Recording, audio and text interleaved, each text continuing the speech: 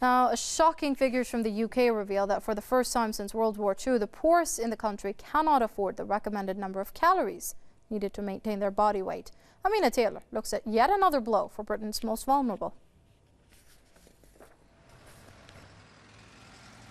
The UK is in the midst of a food crisis, but it's not the one you think. The poorest 10% of the population, around 6.4 million individuals, are eating fewer calories than the guidelines recommend, risking malnutrition and highlighting the scale of food poverty in Britain.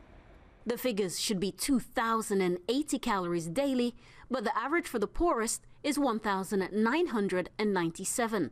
A combination of soaring food prices, austerity measures, and the lack of help in maintaining proper nutrition are all to blame.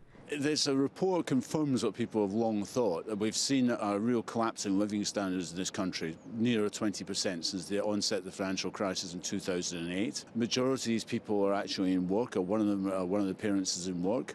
They can't afford to eat. It seems a perverse twist that the UK is also suffering from an obesity epidemic, as families get caught in either not having enough to eat or stocking up on nutritionally unsound convenience food. In 2013, however, the richest in the UK consumed 15% more in calories than the poorest. There are no shortages of places for individuals and families to eat in the United Kingdom, but it's about getting the right food at an affordable cost. And for those who fail to do so, the consequences are severe. We're talking about lack of focus. We're talking about the inability to do work properly, illnesses and lack of development. And these symptoms are even more severe in children.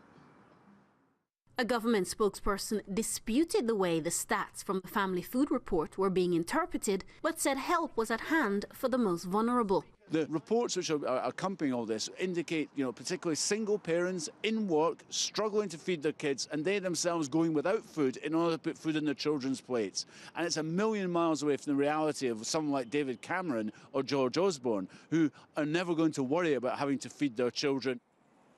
For those who are forced to use food banks or go without to ensure their kids eat, it's just a new reality in one of the richest countries in the world. Amina Taylor, Press TV, London.